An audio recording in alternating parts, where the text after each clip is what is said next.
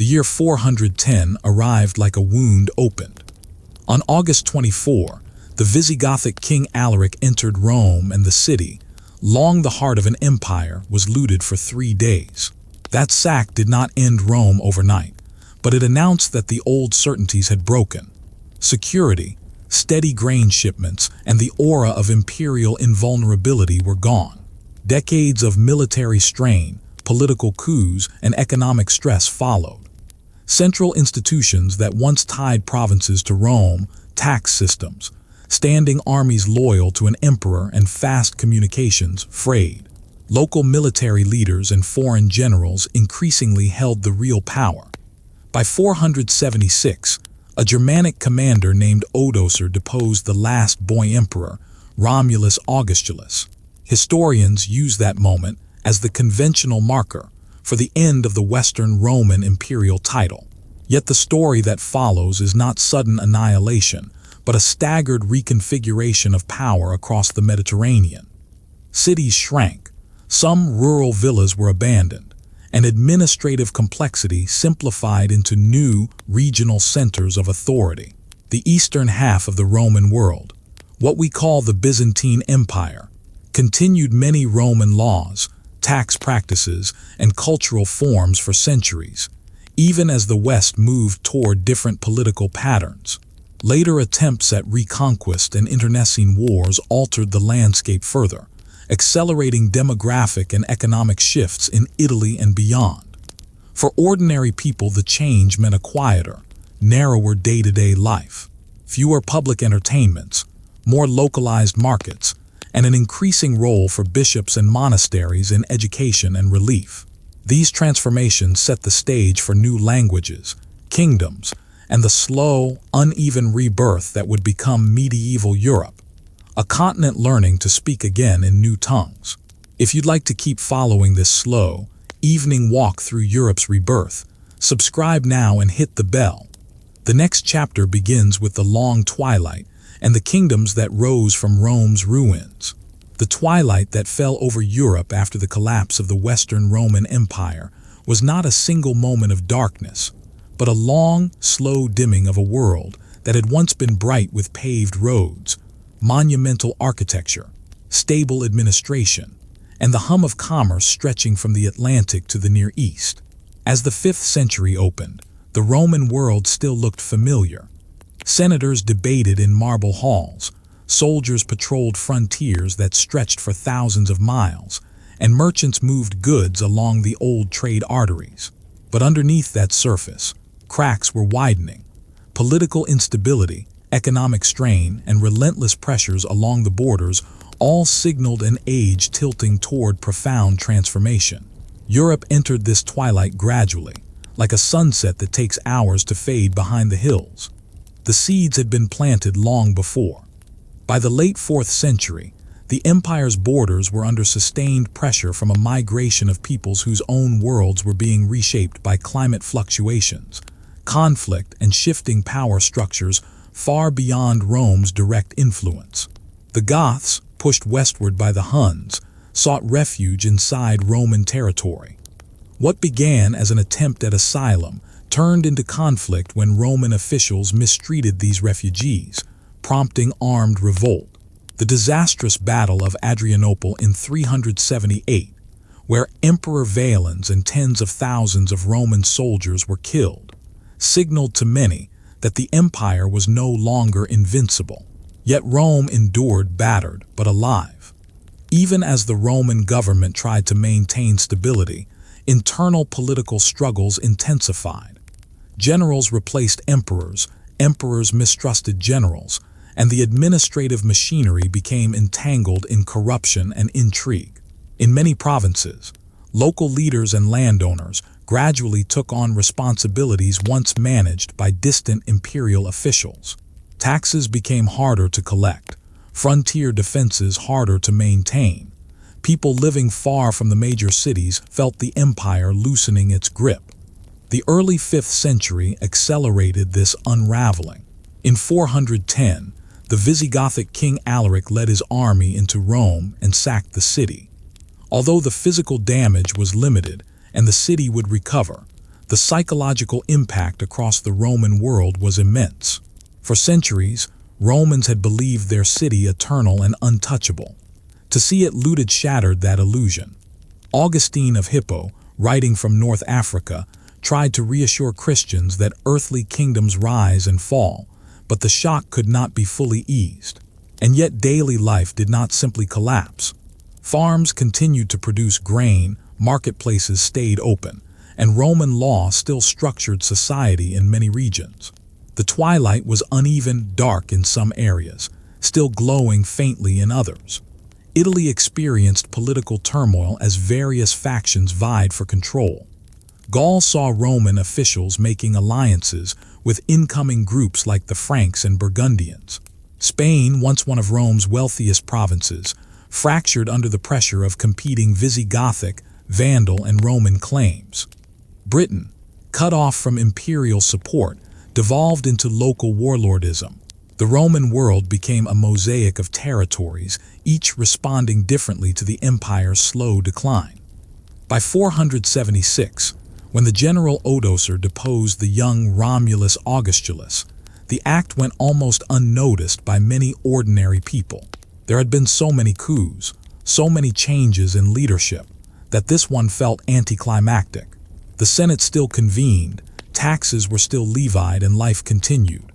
But symbolically, the Western Roman Empire had ended, replaced by a patchwork of new powers, some Roman in culture, others newcomers to these lands.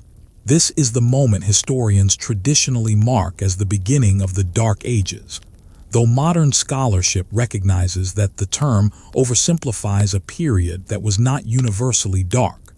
Some areas suffered dramatic decline, others adapted and even thrived.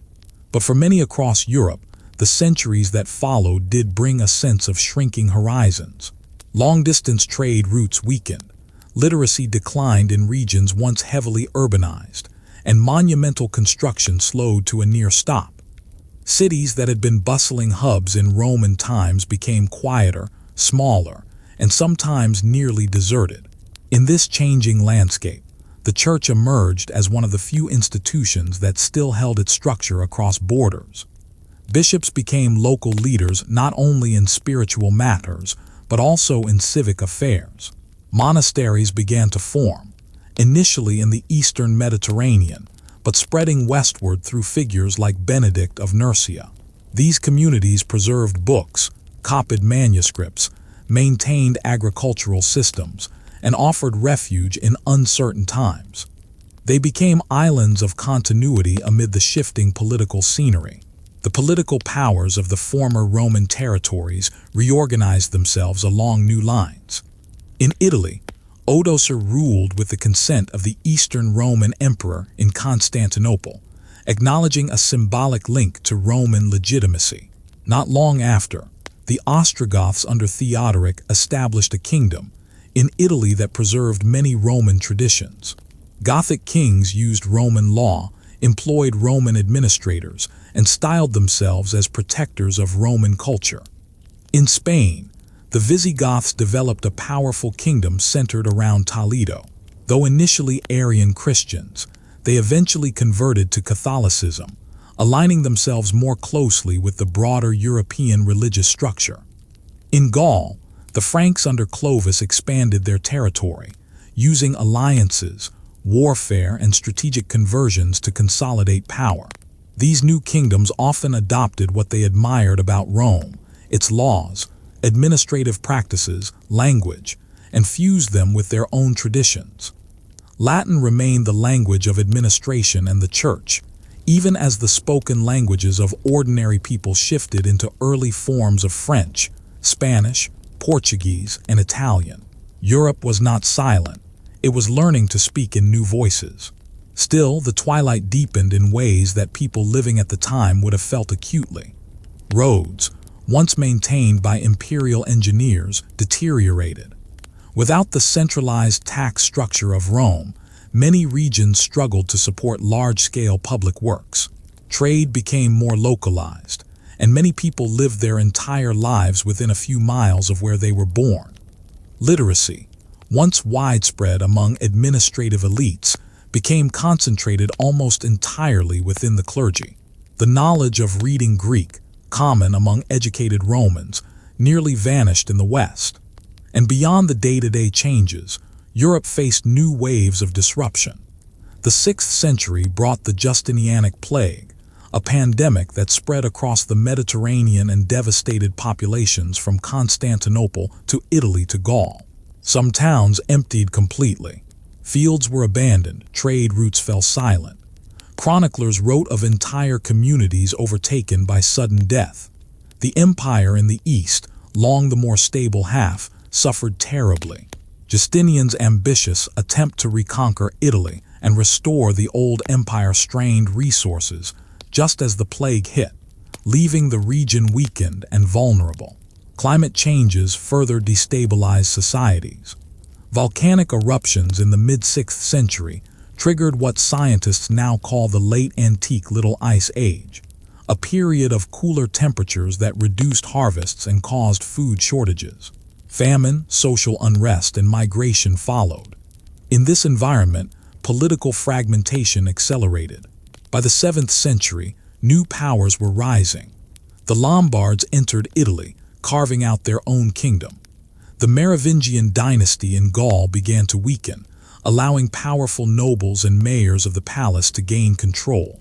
In Spain, the Visigothic kingdom faced internal conflict and external threats. Meanwhile, far to the east, the rapid expansion of the early Islamic caliphates reshaped the Mediterranean world, taking former Roman territories in the Levant, Egypt, and North Africa. These changes ended the unified economic system that had bound the Mediterranean together for centuries. What had once been a Roman lake became a frontier between new civilizations, severing trade links that had persisted even through earlier turmoil. Yet out of this turbulence came the first hints of renewal. The Carolingians rose to power in the Frankish realm, promoting education, law, and administrative reform. Charlemagne's coronation in 800 as Emperor of the Romans represented a symbolic revival of imperial authority in the West, even though the reality was far different from the Roman Empire of old. Scribes in Carolingian monasteries developed new, more legible writing styles. Scholars worked to preserve and copy ancient texts. Schools were established for the training of clergy and administrators. Europe's long twilight had not reached its dawn yet, but the eastern horizon was beginning to lighten. Still, for most people living between the 5th and 9th centuries, life was shaped by uncertainty and local concerns rather than grand imperial visions. Villages were the center of life. Bartering replaced long-distance trade. Warriors pledged loyalty to local lords rather than distant emperors. Forests reclaimed abandoned estates. Ruined villas became quarries for stone. Roman amphitheaters turned into makeshift fortresses. Memory of the empire lingered, but it was fading. This was not a world entirely without culture, learning, or hope. It was a world in transition, an age of adaptation, not extinction. The twilight is often described as dark, yet twilight also suggests the subtle colors of evening, where outlines blur but new shapes begin to form. Europe was moving towards something different, even if people did not yet know what that future would be.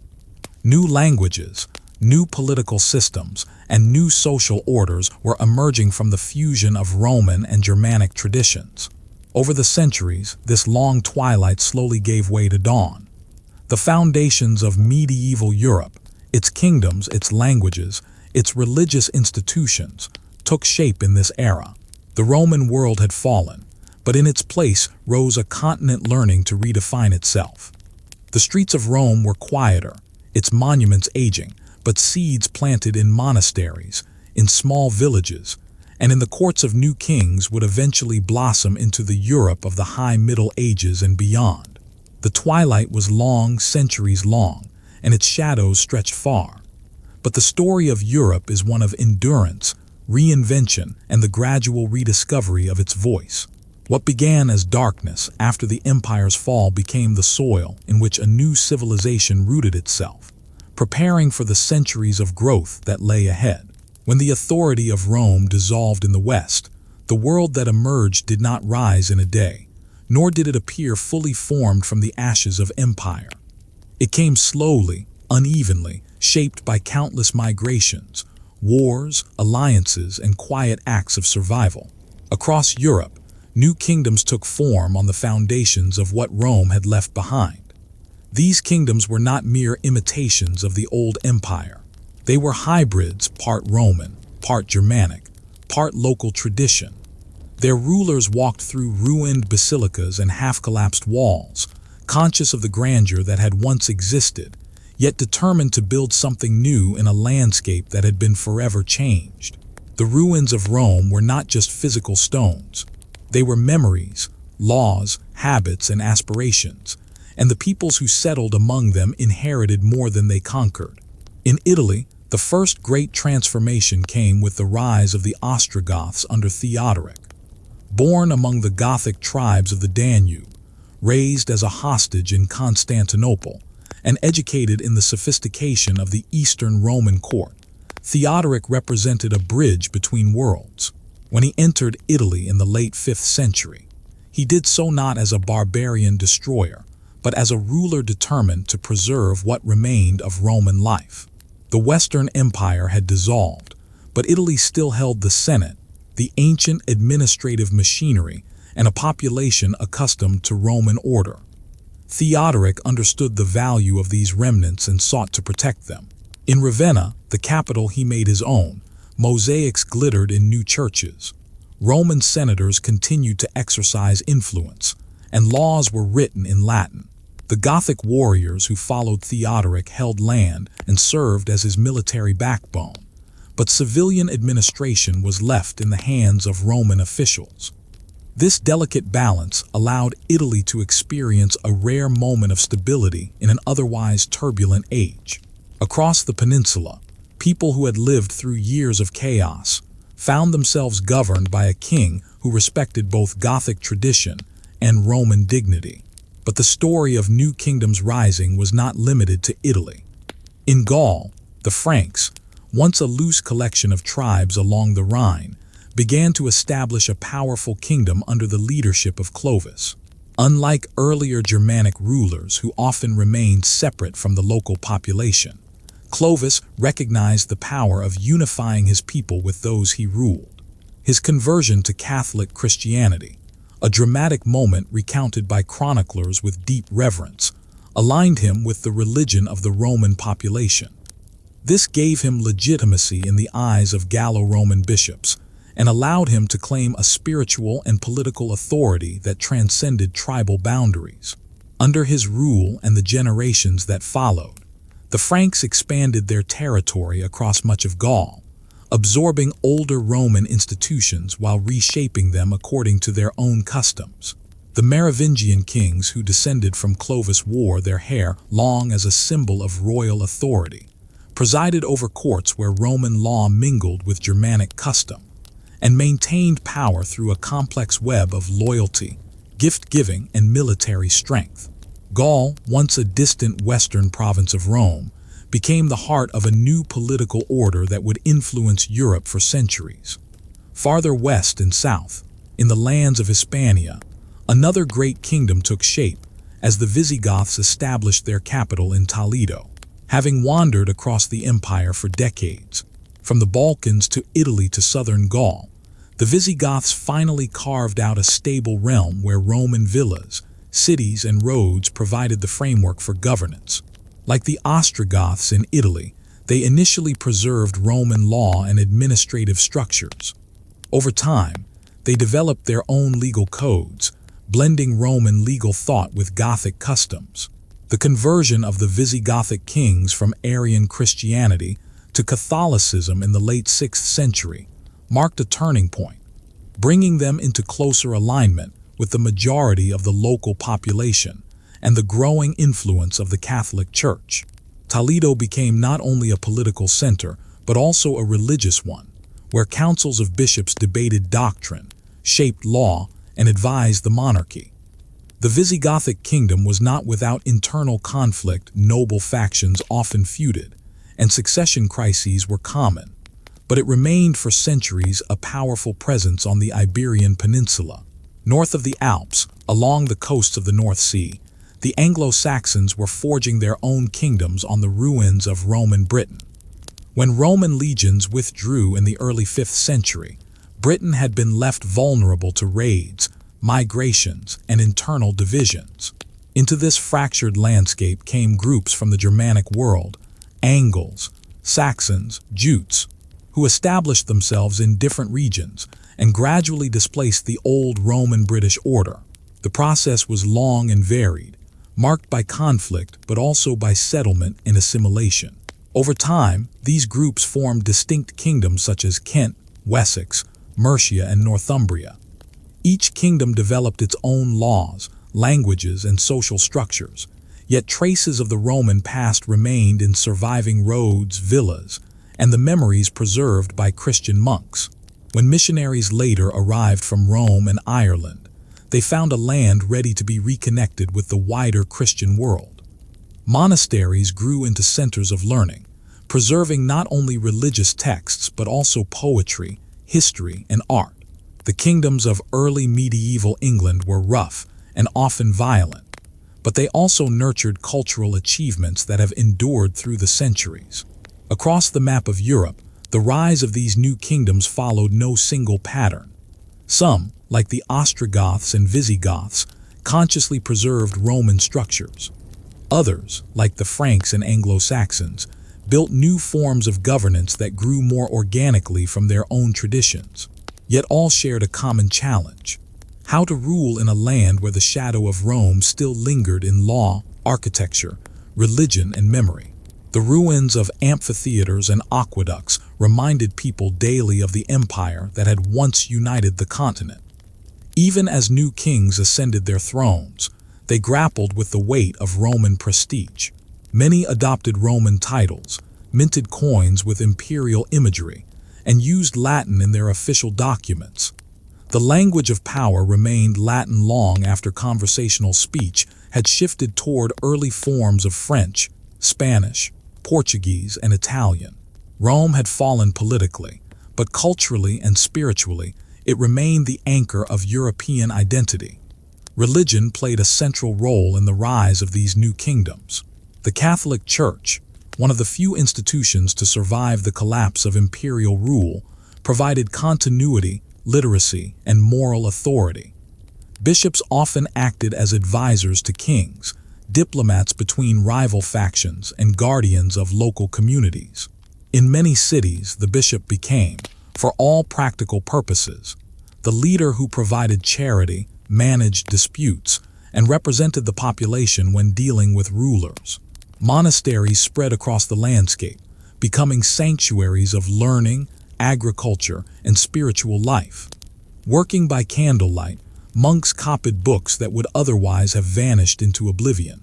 Without these quiet scholars, much of classical literature, philosophy, and history might have been lost. These monastic communities also educated future leaders, preserved administrative skills, and maintained the Latin language. As a result, the emerging kingdoms, however different their origins, were united by a shared religious and intellectual framework. Yet the rise of new kingdoms was not simply a peaceful process. Wars, migrations, and power struggles frequently reshaped the map. In the 6th century, Justinian, the ambitious emperor of the Eastern Roman Empire, sought to restore the old borders. His general Belisarius reconquered North Africa from the Vandals and parts of Italy from the Ostrogoths. These victories were celebrated with triumph, but they came at a heavy price. The wars devastated the Italian countryside, weakened the Ostrogothic kingdom, and left a power vacuum that would later be filled by the Lombards, who migrated into Italy and carved out new duchies. The once thriving peninsula became a patchwork of territories, some controlled by the Byzantine Empire, others by Lombard dukes, and still others under papal influence. This fragmentation set the stage for centuries of political complexity in Italy.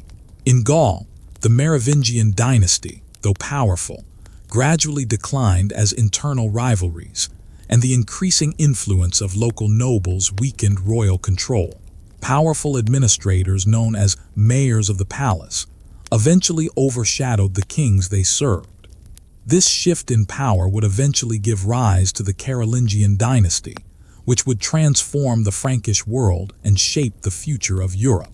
But in the centuries immediately following Rome's fall, the Merovingians ruled a land where Roman roads were still used, Roman towns still dotted the landscape, and Roman law still influenced daily life, even as new customs took root.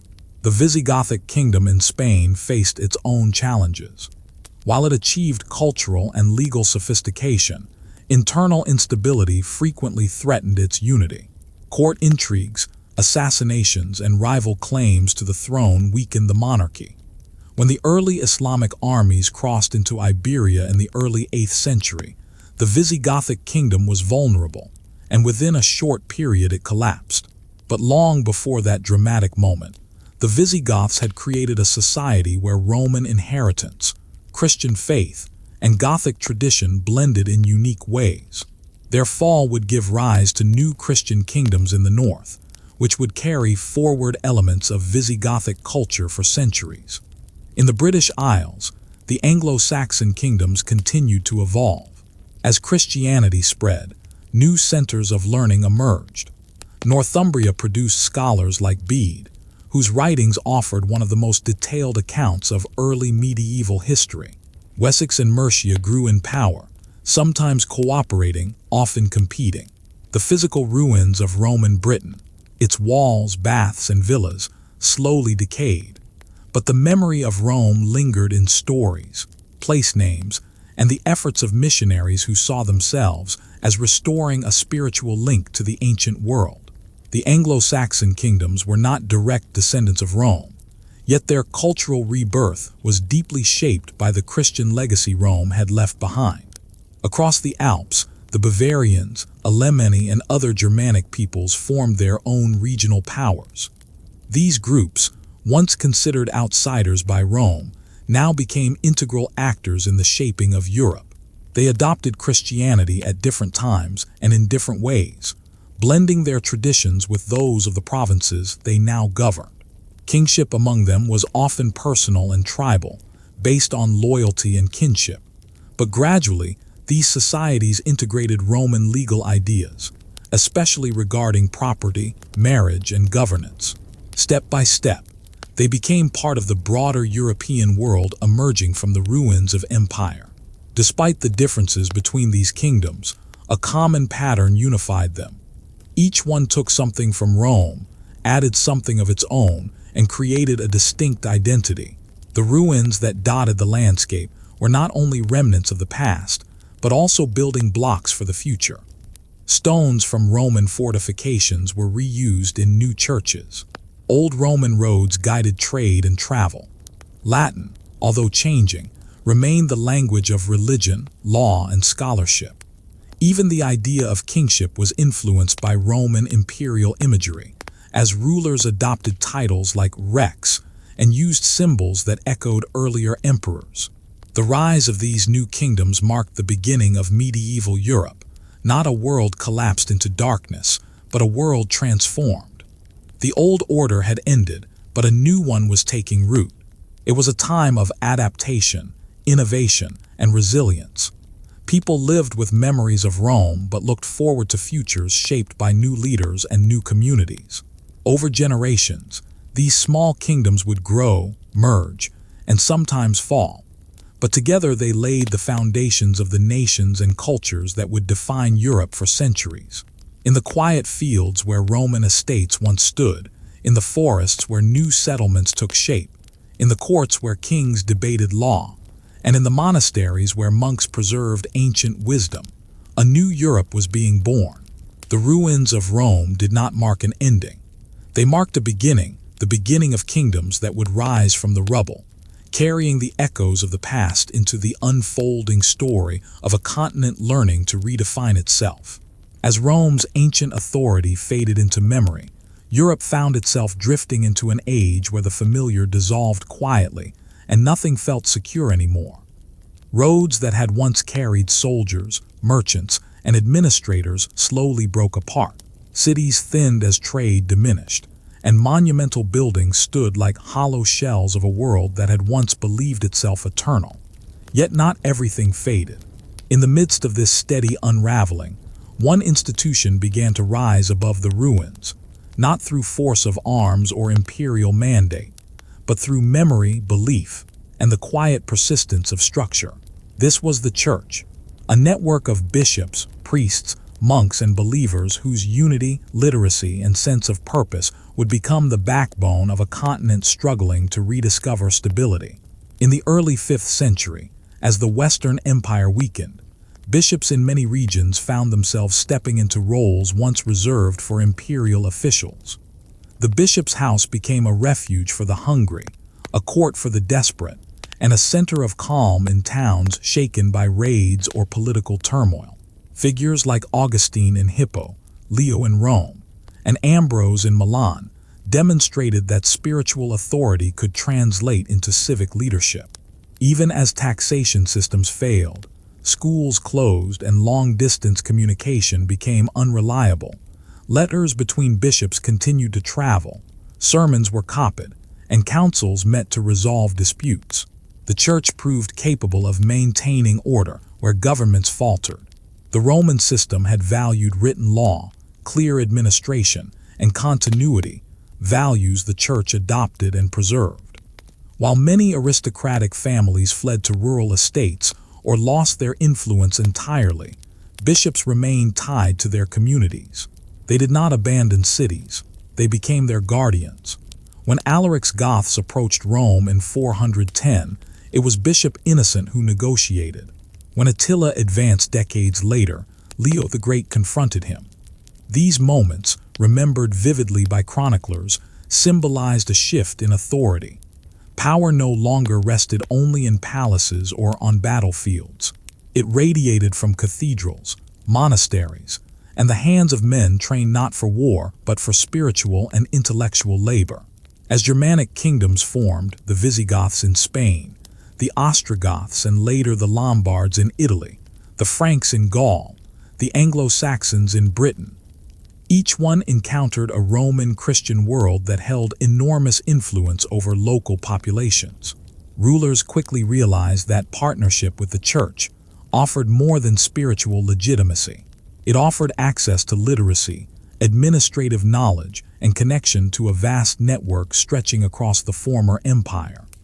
The conversion of Clovis in the late 5th century was therefore not just a religious moment, it was a political transformation. His embrace of Catholic Christianity aligned him with the majority of the Gallo-Roman population and with the hierarchy of bishops who would support his claim to authority.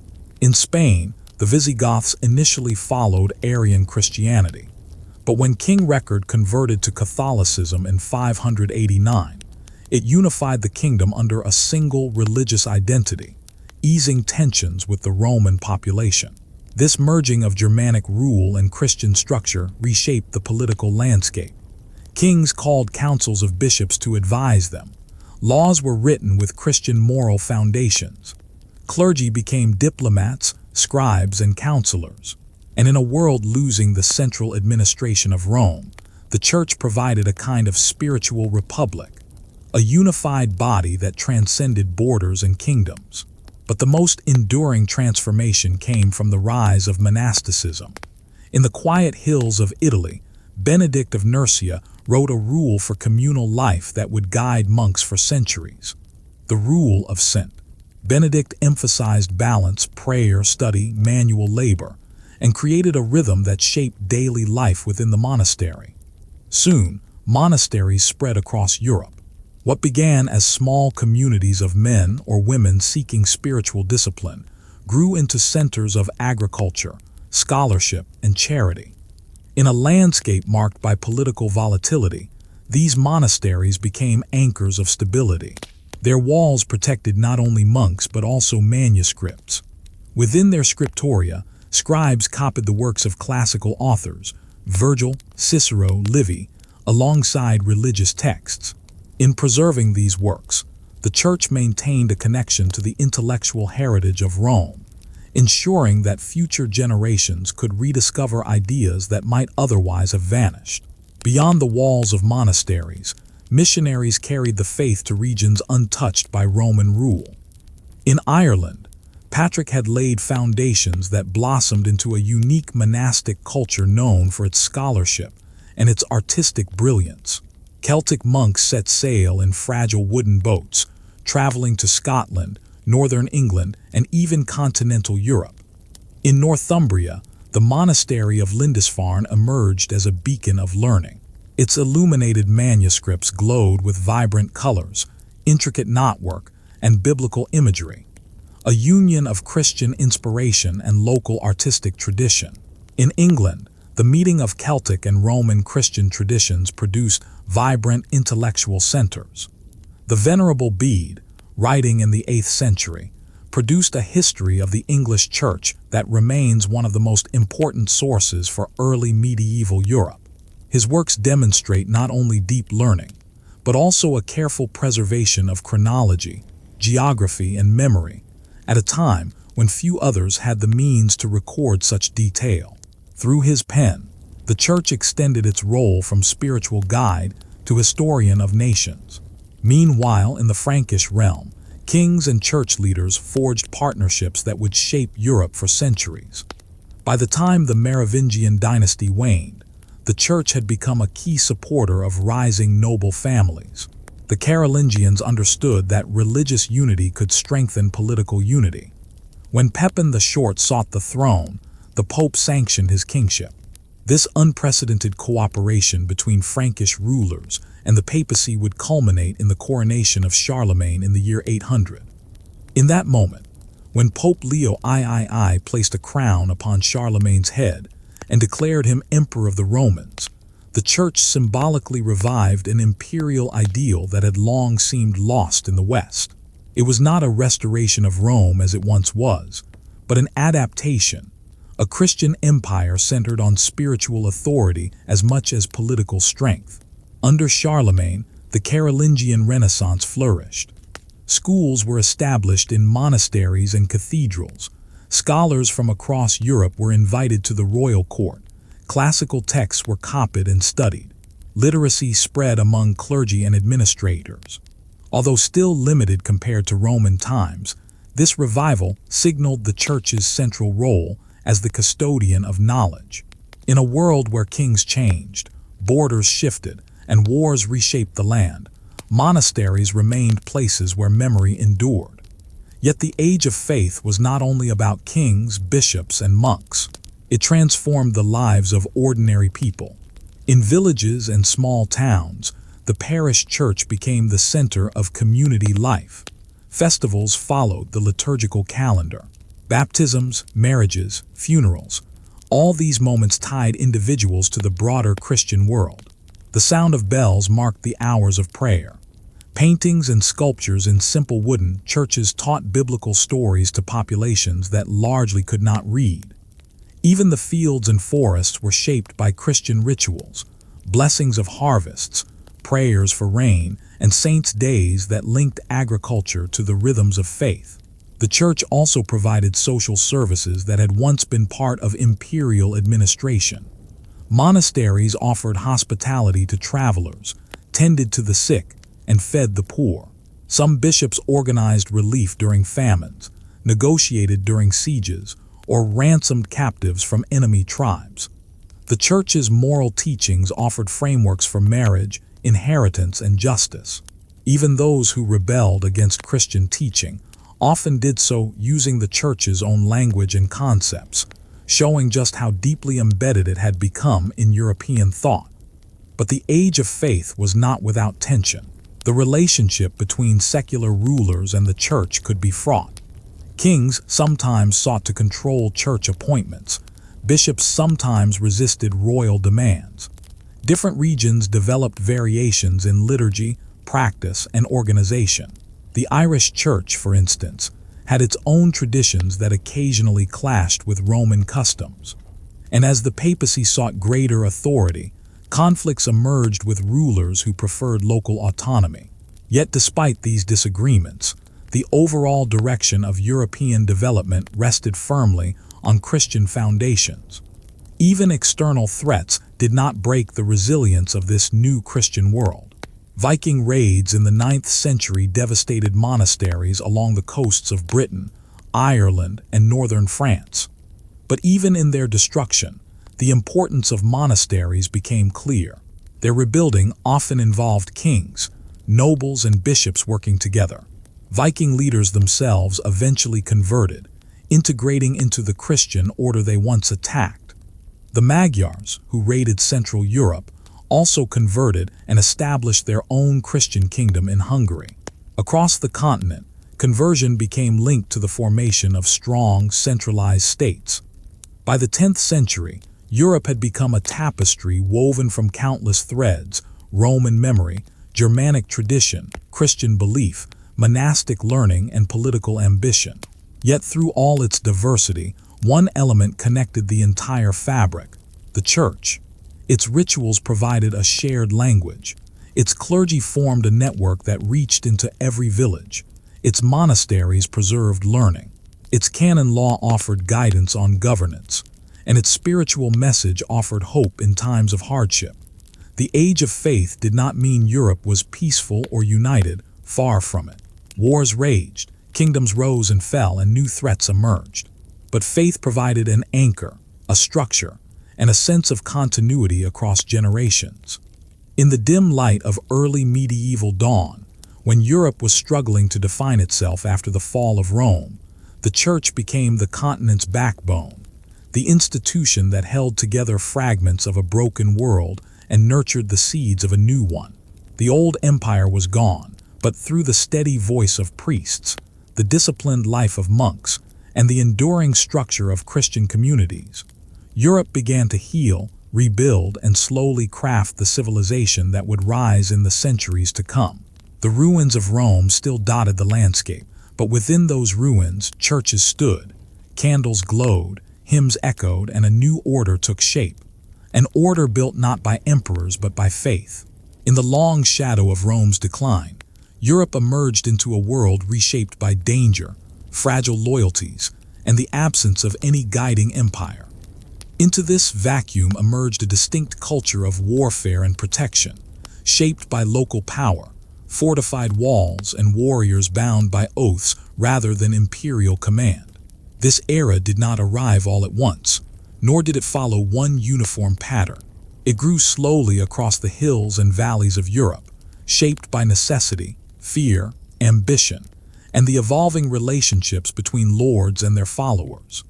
From these pressures rose the knight, a mounted warrior sworn to loyalty, and the castle, a fortress of stone that came to dominate both the landscape and the imagination of medieval society. In the years following the fragmentation of the Carolingian Empire in the late 9th century, local lords found themselves responsible for defending their lands from a wide range of threats. Viking raiders struck from the sea and sailed deep into rivers. Magyar horsemen attacked from the east, swift and unpredictable. Internal rivals fought over borders, inheritances, and influence. Without the centralized defenses once provided by Rome or by Charlemagne's empire, communities needed strongholds, and those strongholds needed defenders who could fight with skill, discipline, and readiness. Castles began as wooden structures atop earthen mounds, simple Motte-and-Bailey forts that could be built quickly and offered immediate protection. Over time, as dangers persisted, these structures evolved into formidable stone fortifications with thick walls, towers, drawbridges, and protected wells. The castle became the seat of local authority, a symbol of power, and a refuge for those who lived nearby when danger approached. As castles multiplied across Europe, so too did the importance of the warrior class that defended them. Mounted combat required training, equipment, and horses, all expensive and demanding. A new system of loyalty formed, where lords granted land or revenue to warriors in exchange for military service. These warriors became knights, though the title evolved over generations. At first, they were simply well-armed men on horseback, valued for their mobility and effectiveness in battle. But as the generations passed, the identity of the knight deepened, shaped by ideals of honor, loyalty, bravery, and Christian obligation. This transformation was not sudden. Early knights were often rough, ambitious men, more familiar with plunder than poetry. Yet the church, recognizing the unruly power of these warriors, gradually sought to channel their violence toward what it considered just causes, encouraging oaths of service, codes of conduct, and the sanctification of warfare when used to defend the weak or the faith. Daily life in the age of knights and castles was defined by the expectation of conflict. Lords held fortifications not only to protect their own households, but also to assert dominance over their regions. Castles were administrative centers where taxes were collected, justice was delivered, and alliances were negotiated. In the surrounding countryside, peasants worked the land under the protection of the castle's lord, their lives shaped by the rhythm of the seasons and the threat of war. When danger loomed, they fled behind the walls, where supplies were stored and guards stood watch. Siege warfare became a constant feature of medieval conflict.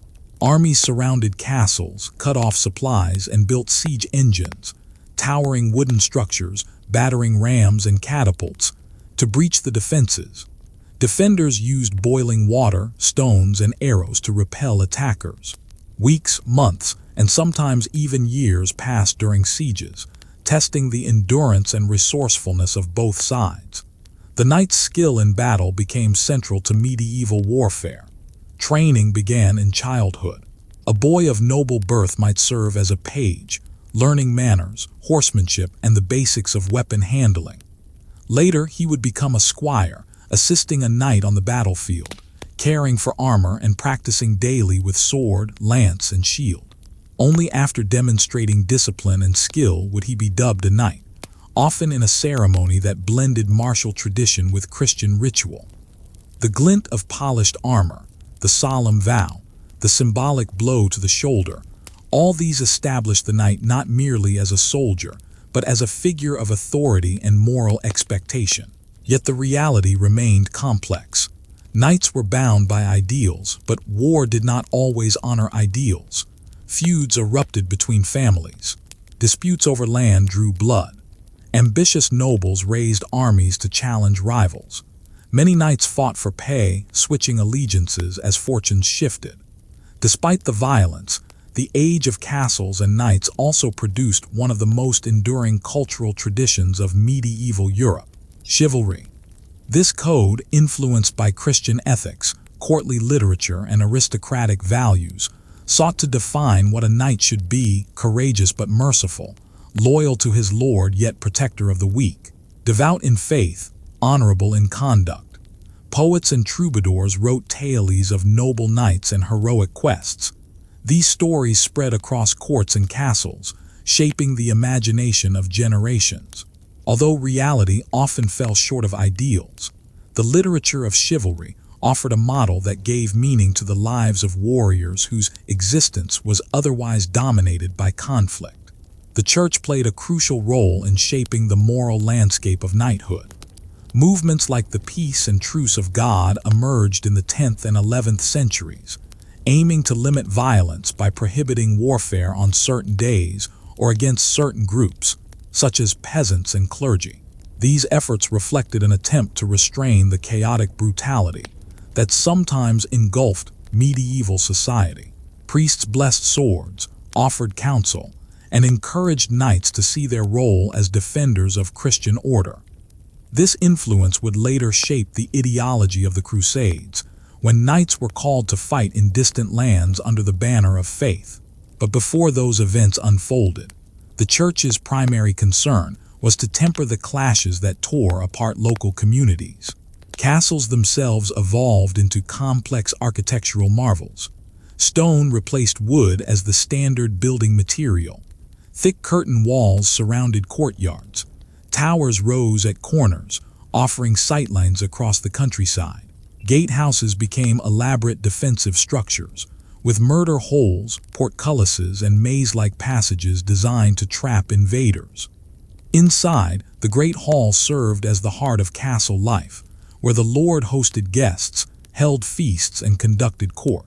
Chapels were built within castle walls, offering spiritual refuge. Kitchens, stables, armories, and storehouses supported the daily needs of a large household. Castles were not only fortresses but also residences, symbols of prestige and centers of administration. As local power grew, Europe became a patchwork of territories controlled by lords, bishops, dukes, and kings. Feudal relationships, though varied across regions, linked these figures in networks of loyalty and obligation. A king granted lands to a duke. The duke granted portions to knights. The knights granted small plots to peasants in exchange for labor. These layers of obligation created a society in which rank, responsibility, and protection were intertwined. Yet the system was far from rigid. Alliances shifted, and personal relationships often shaped political decisions more than legal structures did. Warfare, therefore, was both a tool of ambition and a means of resolving disputes. By the 11th century, the landscape of Europe bristled with castles. Their presence defined borders, shaped trade routes, and influenced settlement patterns. Villages often grew around these fortresses, relying on the protection they offered. Markets developed nearby, allowing trade to flourish in areas once too dangerous for merchants. The presence of knights patrolling roads and defending bridges stabilized regions that had been vulnerable for generations. Although violence remained a constant possibility, the growing influence of fortified centers gradually created zones of relative security. The era's battles were often small in scale compared to modern warfare. Skirmishes, raids, and sieges were more common than vast armies meeting in open fields. Knights fought with swords, spears, and lances, clad in mail armor that offered protection but demanded strength and endurance. Horses were vital partners in battle, trained to withstand the chaos of clashing steel and shouting warriors. Over time, armor evolved from mail to plate, covering the body with articulated metal that balanced protection and mobility. The iconic image of the fully armored knight on horseback, lance poised, emerged from this gradual refinement. Yet knights were not the only fighters. Infantry remained essential: archers, spearmen, and foot soldiers who formed the backbone of many armies. Peasants might be called to defend their lord's land, sometimes willingly, sometimes under obligation. Mercenaries offered their services to the highest bidder. Warfare drew in all classes, shaping the lives of nobles and villagers alike. The endless battles of this era were not merely contests of power. They shaped identity, loyalty, and community. Borders hardened where castles stood firm. Families rose to prominence through military skill. Dynasties expanded by conquering neighboring lands. The political map of Europe, once fluid and uncertain, began to take on forms that would later be recognized as the foundations of modern nations. Despite the turmoil, the age of knights and castles also fostered cultural growth. Troubadours traveled from court to court, singing of love, honor, and adventure. Illuminated manuscripts depicted knights in brilliant colors, their armor gleaming in the margins of religious texts. Craftsmen built soaring cathedrals that combined artistry with engineering, demonstrating that even in an age of conflict, beauty could flourish. The everyday life of a knight reflected the duality of this world. In times of peace, he trained, managed his estate, dispensed justice, and participated in tournaments, ceremonial competitions that showcased martial skill. These tournaments, though often dangerous, served as a controlled environment for knights to display bravery, earn reputation, and forge alliances. They also provided entertainment for local populations, who watched from fields and stands as armored riders charged at each other with lances lowered. But peace was fragile, and battles returned again and again. A grain dispute, a disputed inheritance, an insult at a feast, any of these could trigger conflict. Lords gathered their knights, banners unfurled, and marched to enforce claims. Siege lines formed, castles braced for attack, and the cycle resumed. Children grew up hearing stories of battles their fathers fought, Old men remembered the days when invaders threatened their lands. Warfare was not an interruption to medieval life. It was part of its fabric. As the centuries passed, the power of central authorities began to grow again. Kings slowly reasserted control over their realms, reducing private warfare and bringing knights under the discipline of royal armies. Castles still stood strong, but some began to shift from military strongholds to aristocratic residences. The development of new weapons, particularly the longbow and later the crossbow and cannon, began to challenge the supremacy of armored knights and thick-walled castles. But in the heart of the medieval centuries, these symbols of power remained unmatched. By the 12th and 13th centuries, Europe had entered a high medieval age in which the ideals of chivalry, the authority of kings, and the legacy of the church blended in a complex tapestry. Knights rode under banners embroidered with crosses, lions, and eagles. Castles crowned hilltops and river bends. Battles determined the futures of dynasties. Yet beneath the steel and stone, people continued to sow crops, write manuscripts, trade goods, raise families, and build communities. Even in a time defined by conflict, life sought stability. And so the age of knights, castles, and endless battles shaped Europe deeply. It transformed land and society, forging bonds of loyalty and models of governance that would persist long after the last stone castle fell into ruin or became a preserved relic of another world. The echo of horses' hooves on drawbridges, the clang of swords against shields, and the chants of priests blessing armies became part of Europe's memory.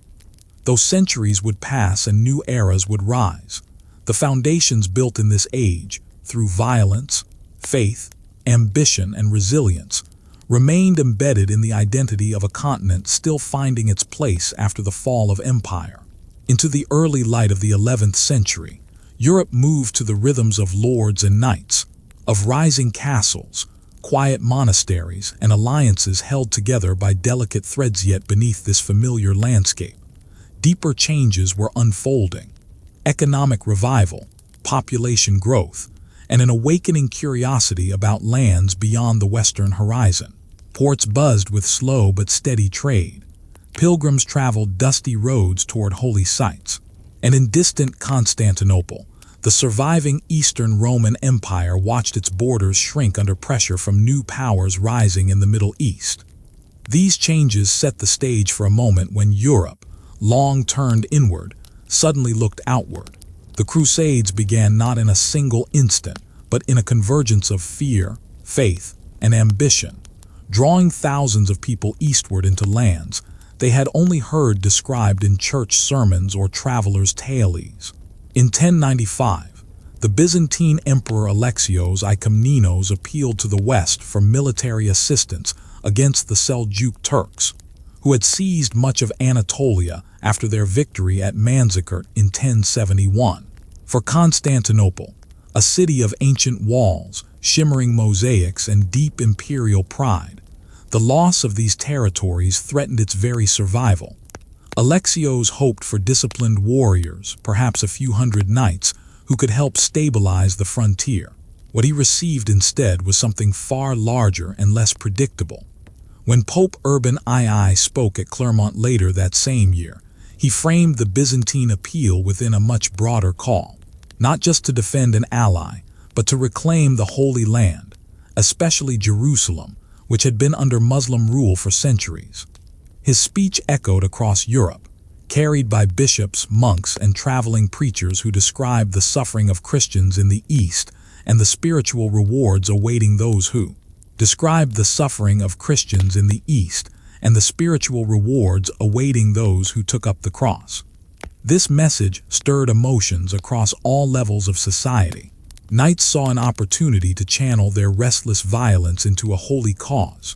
Younger sons, unlikely to inherit land at home, imagined gaining fortune abroad. Merchants sensed commercial possibilities. And peasants, weary of famine, conflict, and uncertainty, believed they might find salvation through pilgrimage and sacrifice. Soon, Men and women from France, Germany, Italy, and beyond stitched crosses onto their clothing as a sign of their vow and began marching eastward. The First Crusade took shape not as a unified army but as waves of people, some ill-prepared, some well-trained, all carried forward by hope and fear. The journey to the east was long and dangerous. Across the plains of Hungary, the mountains of the Balkans, and the shores of the Bosporus, Crusaders faced hardships they had never imagined. Many died from hunger or disease before even reaching the walls of Constantinople. Those who arrived were astonished by the city's grandeur, its domes of gold, its vast markets, its relics of saints, and the seemingly endless treasures of the imperial palace. The Byzantines, for their part, regarded the arriving armies with suspicion. These Westerners were rough, impulsive, and difficult to control.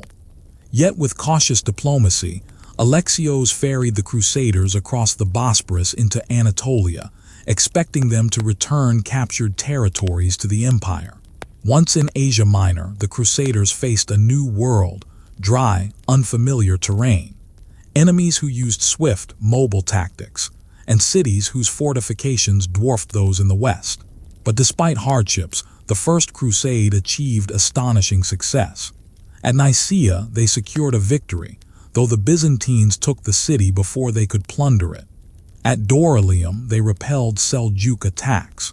Slowly, painfully, they carved a path south toward Syria, facing heat, thirst, and the constant threat of ambush. When they reached Antioch, a city of immense historical and religious significance, they laid a long, brutal siege. Months passed, supplies dwindled, disease spread, desertions increased. Yet the Crusaders endured, inspired by religious visions, rumors of aid, and sheer determination. When the city finally fell in 1098, their triumph was nearly undone as a new enemy army approached. But in a desperate battle outside the gates, they prevailed. The march to Jerusalem continued. Stories of miracles spread among them, strengthening resolve. And in July 1099, the Crusaders reached the city that had drawn them across continents.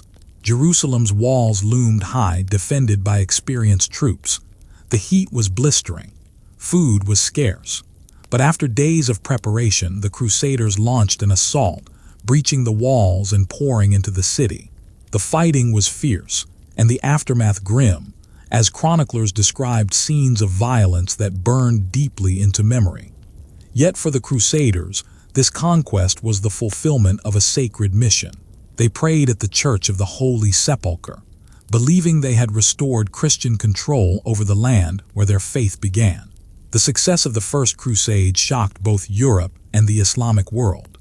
It resulted in the creation of 4 new Latin states in the Middle East: Jerusalem, Antioch, Tripoli, and Edessa, small and vulnerable, reliant on continual support from Europe and careful diplomacy with neighboring Muslim powers.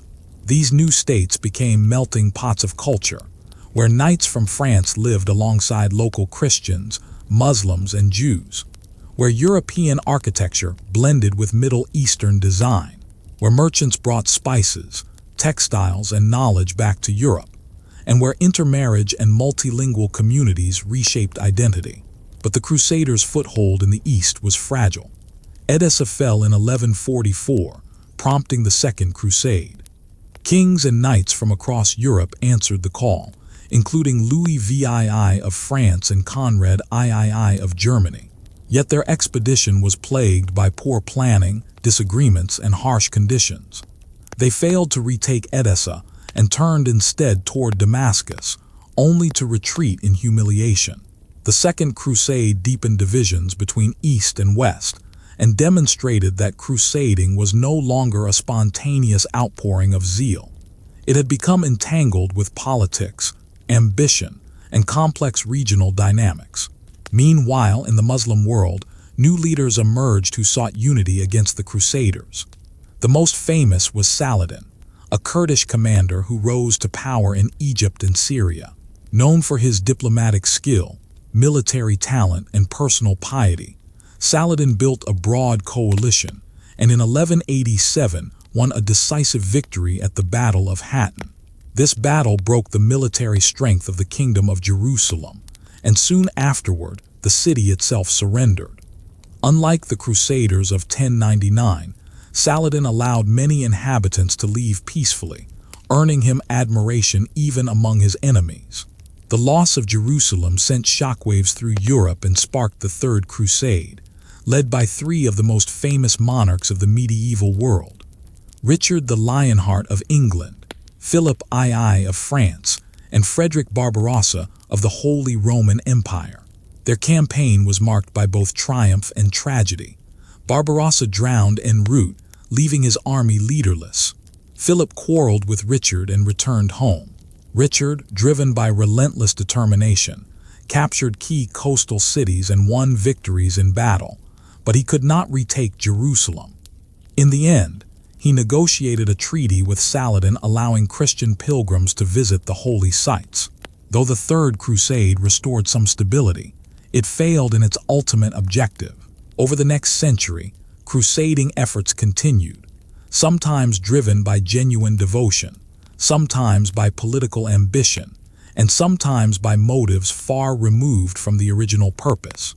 The Fourth Crusade became infamous for never reaching the Holy Land.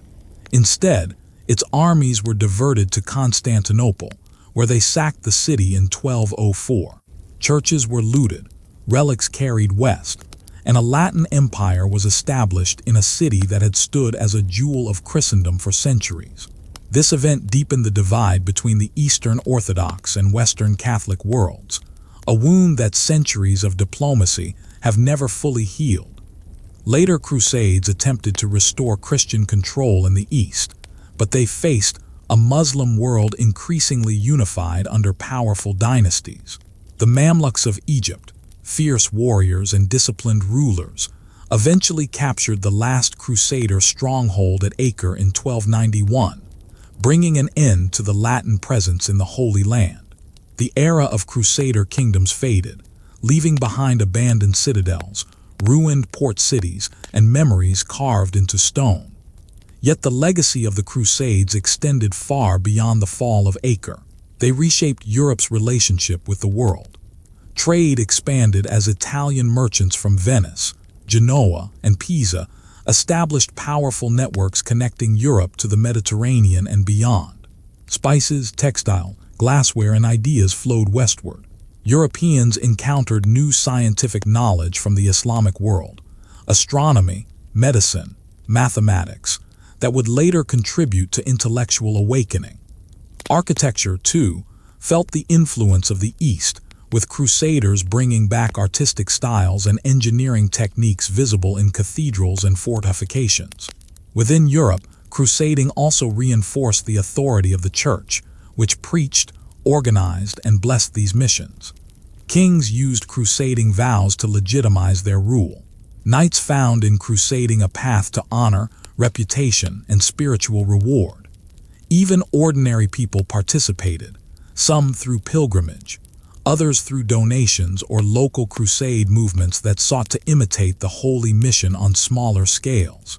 But the Crusades also hardened attitudes between religions. Where earlier centuries had sometimes seen coexistence and cooperation, these wars deepened mistrust between Christians and Muslims, and between Latin and Eastern Christians. These divisions echoed across centuries, shaping politics, memory, and identity long after the last Crusader banner fell. As Europe gradually transitioned into the late medieval period, the crusading ideal faded but never disappeared entirely. Stories of heroic battles, noble kings, and dramatic sieges continued to circulate in chronicles and songs. Castle walls across France, Syria, and Palestine bore silent witness to the era when Europe looked eastward, driven by faith, fear, hope, and ambition. The Crusades were both grand journeys and painful tragedies, embodying the complexity of an age when religion and warfare walked hand in hand. In the end, the Crusades changed not only the lands they touched, but also the people who undertook them. The generations that marched eastward left behind a world altered, politically, culturally, economically, and spiritually. Europe emerged from the crusading centuries with a broader awareness of the wider world, new connections to distant cultures, and a legacy that historians would study and debate for centuries. The castles that once housed crusader lords crumbled into ruins. The ships that carried armies across the sea rotted into the waves. But the stories remained, echoing across time, reminding Europe of the centuries when it looked east and marched, under the sign of the cross, into history. When the 14th century closed over Europe, it was a world shaped by shadows, plague, war, famine, and the slow unraveling of medieval certainties.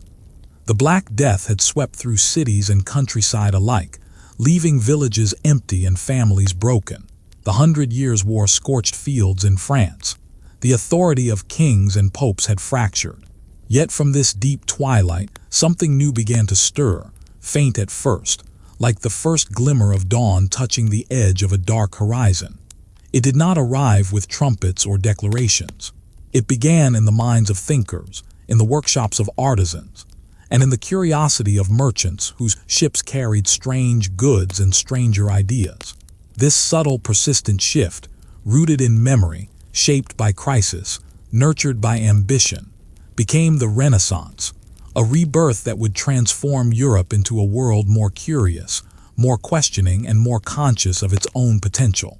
The spark emerged first in the cities of northern Italy, where medieval structures had given way to vibrant urban life. Florence, Venice, and Milan pulsed with energy.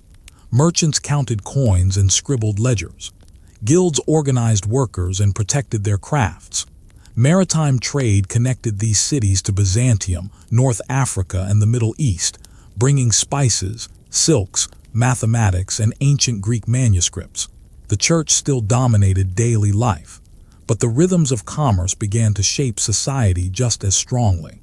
Wealthy families rose not through noble lineage but through banking and trade, and they spent their fortunes on grand buildings, paintings, books, and public works.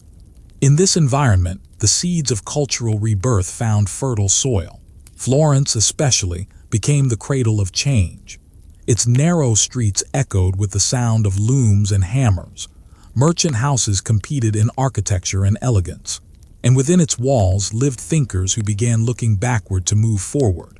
Among them was Francesco Petrarch, often called the father of humanism.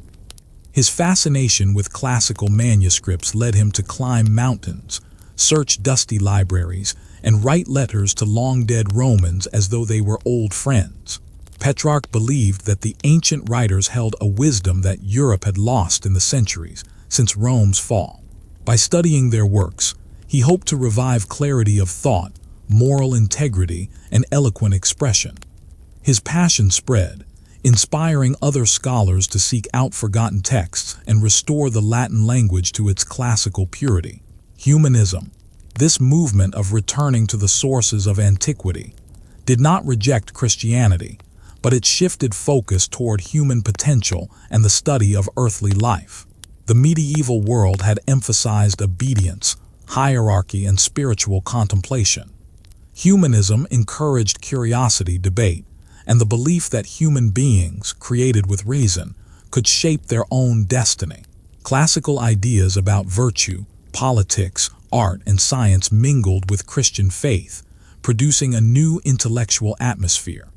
It was as though Europe, long accustomed to looking upward for guidance, suddenly remembered the importance of looking inward as well. Artists were among the first to feel this change.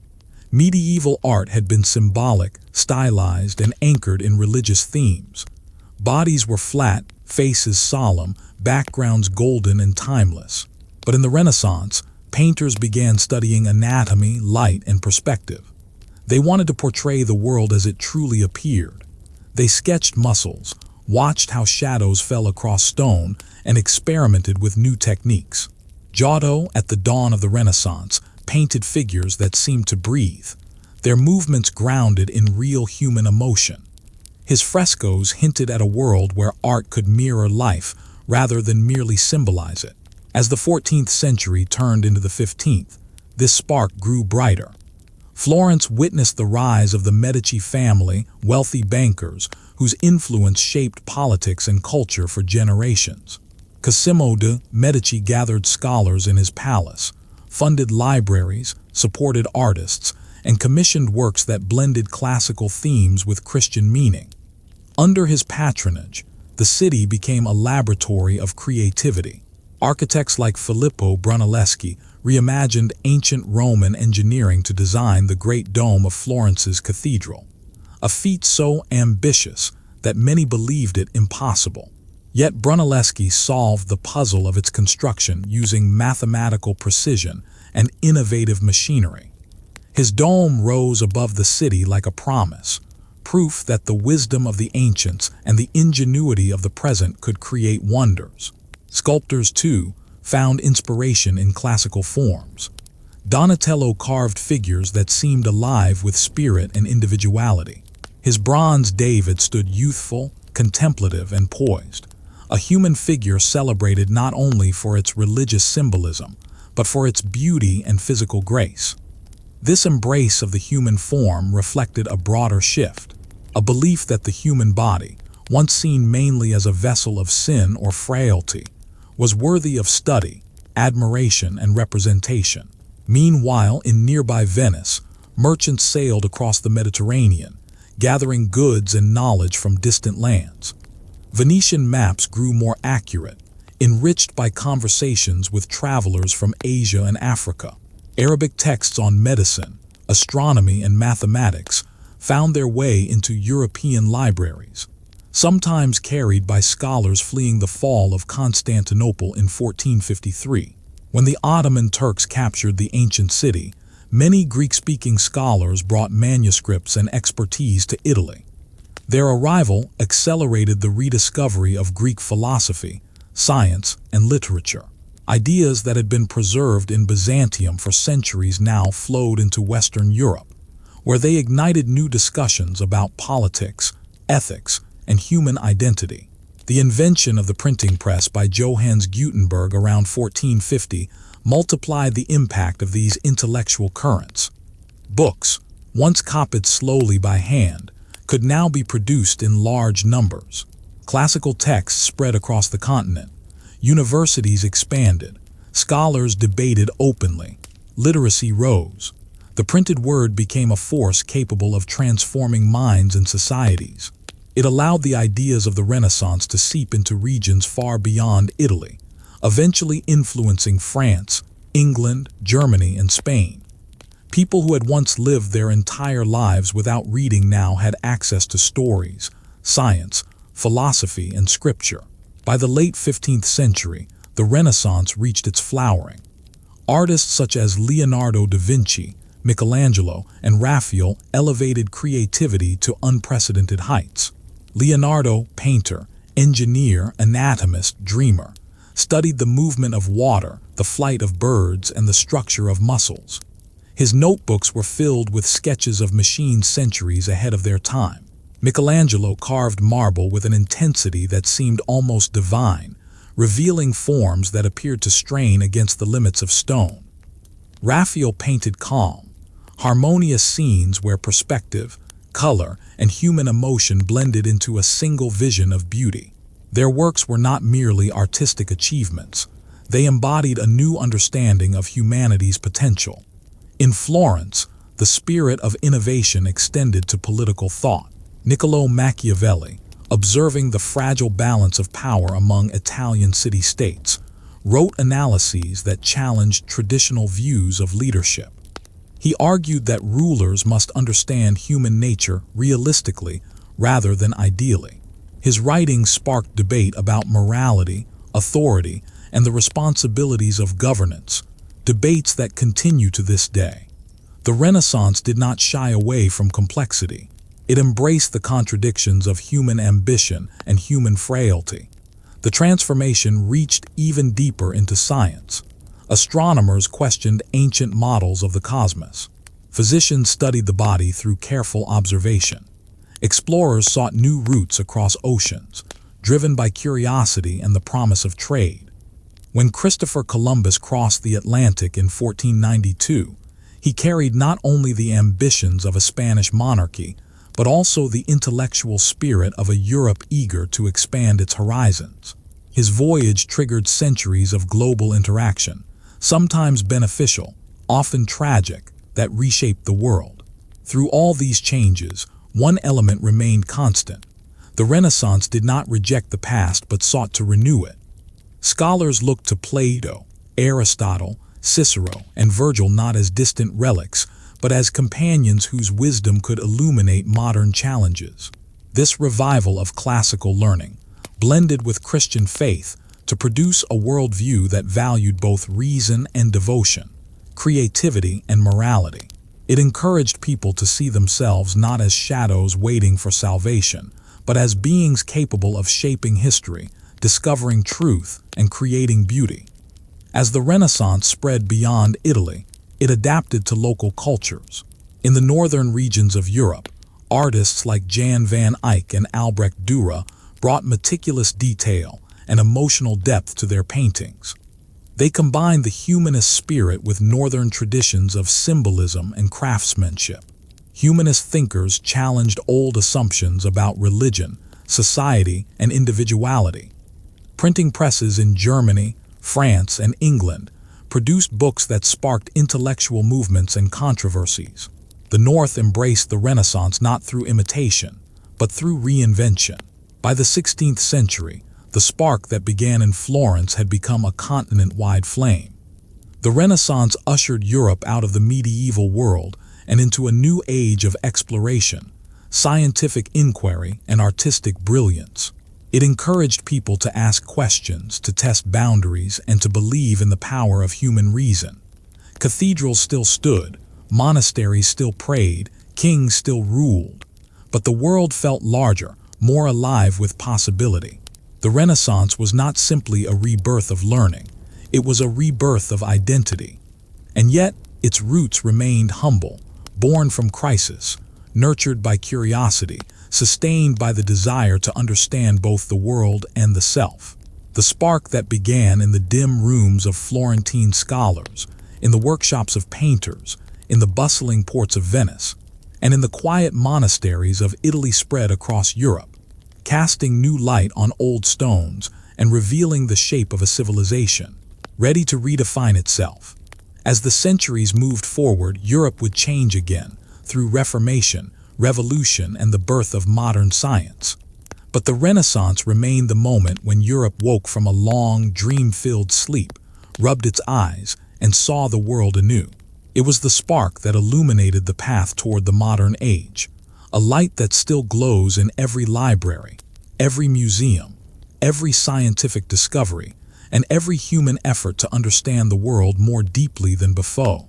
As the 18th century came alive, Europe stood suspended between two worlds, one rooted deeply in monarchs, aristocrats, and the weight of old traditions. The other rested upon new ground shaped by scientific curiosity, economic ambition, and the growing awareness that the structures of the past could be questioned, even dismantled. For generations, monarchs had ruled by divine right, peasants had worked the land under age-old customs, and empires had grown outward through colonial competition. Yet beneath these familiar patterns, new forces stirred, quiet at first, then rising with the power of a tide that could not be stopped. These forces, industrial innovation, intellectual awakening, political unrest, and the relentless drive of empires, would transform Europe more profoundly than any era since the fall of Rome. The spark of change was intellectual long before it was political. The Enlightenment, emerging from the salons of Paris, the universities of Scotland, and the coffeehouses of London, inspired thinkers to question authority and search for truths grounded in reason rather than tradition. Philosophers like Voltaire, Rousseau, Montesquieu, and Locke argued that societies could be shaped by rational principles. Government, they proposed, existed not for the glory of rulers but for the service of citizens. The idea that all men possessed inherent rights, life, liberty, and property, seemed radical in a world where birth determined privilege. Yet these ideas spread rapidly through printed books, letters, and debates. Gradually, ordinary people began to imagine the possibility of life beyond the constraints they had inherited. Economic change accelerated this transformation. The early Industrial Revolution, beginning in Britain, replaced hand labor with machines powered by water and steam. Textile mills hummed with constant motion. Ironworks glowed with heat. Coal mines sank deeper into the earth. As production increased, towns grew into cities, drawing in thousands of workers who left behind rural life in search of wages. Smoke rose from chimneys, railways cut across landscapes, and new social classes emerged: factory workers, industrialists, and engineers. These developments brought prosperity to some, hardship to many, and a growing sense that society was no longer fixed but constantly shifting. In the narrow streets of Manchester or the docks of Liverpool, change felt both exhilarating and unsettling, a force that lifted some upward while swallowing others into poverty and labor. Against this background of intellectual ferment and economic upheaval, political revolutions erupted. In 1789, France, long the epitome of royal power, became the epicenter of a seismic transformation. Centuries of inequality, heavy taxation, and poor harvests had left the population restless. Enlightenment ideas offered a vocabulary for their frustration, and when the monarchy faltered under debt and indecision, events rapidly spiraled into a revolution that swept aside the old order. The storming of the Bastille symbolized the collapse of royal authority. The Declaration of the Rights of Man and of the Citizen announced a new era based on liberty, equality, and fraternity. Yet the revolution's optimism soon met the harshness of fear, factionalism, and foreign threats. The Reign of Terror, with its mass executions and political purges, left deep scars on the French psyche. Out of this turmoil rose Napoleon Bonaparte, a brilliant general who seized control and sought to unify France under a new kind of authority.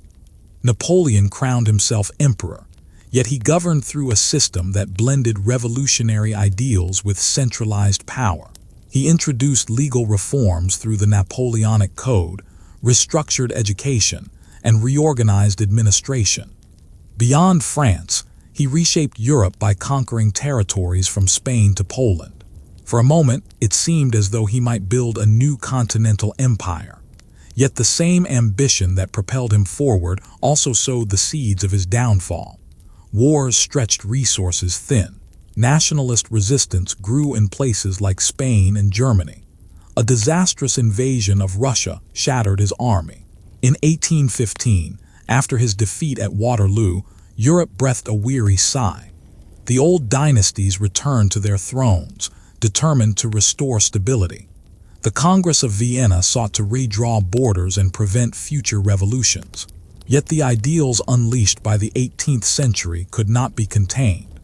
They lingered in the minds of the young, the writings of intellectuals, and the gatherings of workers who sensed that society could be shaped by human purpose. Across Europe, small uprisings flickered, some extinguished quickly, others smoldering long enough to ignite new movements. In the decades that followed, nationalism became a powerful force. People who once identified primarily with their local region or ruler began to imagine themselves as part of a larger community bound by language, history, and culture. Nowhere was this shift more visible than in Italy and Germany. Italy, divided for centuries into duchies, kingdoms, and city-states, experienced a wave of unity movements. Figures like Giuseppe Mazzini, Giuseppe Garibaldi, and Count Cavour rallied people to the idea of a single Italian nation. Through diplomacy, war, and strategic alliances, Italy unified in 1861, creating a new kingdom from a patchwork of regional identities. Germany followed a similar path, though under different leadership. Prussia, with its efficient administration and strong military, became the driving force behind unification. Otto von Bismarck, a master diplomat and strategist, used iron and blood to unite the German states through war and political maneuver. Victories over Denmark, Austria, and France forged a German empire proclaimed in 1871, in the Hall of Mirrors at Versailles. This moment marked the rise of a powerful new actor in European politics, an empire that blended modern industry with traditional militarism. While Italy and Germany pursued unity, the old empires of Europe expanded outward. Britain, already dominant on the seas, extended its control into India, Africa, and parts of Asia, driven by trade, strategic interests, and the belief that it carried a civilizing mission. France, recovering from the turmoil of revolution and empire, also built a sprawling colonial presence. Russia pushed southward and eastward, absorbing diverse peoples under its rule. Austria-Hungary managed a fragile multinational empire in Central Europe. These empires, though different in character, shared a common feature. They sought resources, influence, and prestige in a rapidly globalizing world. But empire came at a cost. Colonial expansion often brought exploitation, conflict, and resistance. Indigenous cultures were reshaped or suppressed. Economic systems were reorganized to serve imperial interests. And as Europe drew resources from abroad, tensions within the continent also grew. Industrial cities demanded more labor. Workers pressed for rights. Middle-class reformers challenged old aristocratic privileges. Socialists, inspired by the writings of Karl Marx and Friedrich Engels, argued that class struggle defined human history and that workers should claim the wealth they produced. Their message resonated in factories and across labor movements, creating new political tensions that cut across national lines. Meanwhile, scientific progress accelerated. Discoveries in biology, physics, and chemistry expanded humanity's understanding of nature. Charles Darwin proposed the theory of evolution by natural selection, challenging long-held beliefs about life's origins. Innovators developed telegraphs, steamships, and eventually electricity, shrinking distances and changing daily life. These advancements created a sense of unstoppable momentum, a belief that Europe was marching toward a future shaped by rational progress. Yet beneath this confidence lay anxieties about identity, morality, and the pace of change. By the late 19th century, Europe had become a continent of immense power, wealth, and influence. Its cities glowed with electric lights. Its universities attracted students from across the world. Its empires spanned continents. Yet this power also produced rivalries. Germany sought a place in the sun to match Britain and France. Russia aspired to expand its influence in the Balkans. Austria-Hungary struggled to hold together its patchwork of nationalities. The Ottoman Empire, once mighty, weakened under pressure from within and without. Diplomats forged alliances meant to preserve stability. But these alliances also created rigid blocs that risked turning local disputes into continental conflagrations. As these tensions grew, Europe entered the twilight of the 19th century with a mixture of pride and unease. Revolutions had reshaped governments. Empires stretched across oceans. Industry had transformed landscapes. And yet peace felt fragile, held together by diplomacy, ambition, and the hope that modernity could overcome the darker impulses of the past. In the early 20th century, that fragile balance collapsed. The assassination of Archduke Franz Ferdinand in 1914 ignited the First World War, a conflict unlike anything Europe had ever experienced. Trenches stretched across fields. New weapons, machine guns, poison gas, tanks brought devastation on an industrial scale. Millions died. Empires fell. When the war ended, Europe was stunned by grief and trauma. The German Empire, the Austro-Hungarian Empire, the Russian Empire, and the Ottoman Empire all collapsed. The political map was redrawn once again. New nations emerged. Old grievances resurfaced. The decades that followed were shaped by hope and disillusionment. The 1920s brought innovation in art, music, and technology. But economic instability, political extremism, and unresolved resentments brewed beneath the surface. The rise of fascist regimes in Italy and Germany, alongside authoritarian movements elsewhere, revealed how fragile democracy could be in times of hardship. When the Second World War erupted in 1939, Europe plunged into an even deeper abyss than before. Cities burned, populations suffered, and the Holocaust exposed the darkest depths of human cruelty. Yet even amid destruction, the idea of a new Europe began to form. After 1945, leaders sought a future built not on rivalry but cooperation. The ruins of war became the foundations of unity. Western European nations created institutions for economic and political collaboration. The coal and steel industries, once sources of conflict, were merged under shared management. Over time, these efforts evolved into the European Union, a bold attempt to turn centuries of division into a framework of peace. The story of revolutions and empires, then, is a story of Europe struggling to redefine itself again and again. It is a story of upheaval and innovation, ambition and tragedy, collapse and renewal. Each revolution challenged old assumptions. Each empire sought to shape the world. Each discovery expanded horizons. And through these cycles of change, Europe gradually forged an identity that balanced tradition with innovation, local pride with continental vision, and the weight of history with the promise of reinvention. As the modern age dawned, the echoes of these transformations still resonated in the minds of people across the continent. The revolutions had shown that societies could be remade. The empires had revealed both the heights of ambition and the depths of exploitation. Together, they shaped a Europe that no longer looked only to kings or church or ancient texts for direction, but to the ongoing, ever-changing story of human aspiration. It was a story still unfolding, shaped by triumphs and mistakes, illuminated by moments of brilliance, and grounded in the enduring belief that the destiny of a continent could be rewritten, and rewritten again, by the hands, hearts, and minds of its people. When Europe stepped into the 20th century, it carried with it centuries of ambition, rivalry, innovation, and unresolved tension. Empires stretched across continents. Industrial might surged. Nationalist pride burned brightly, often blinding nations to the fragility of peace.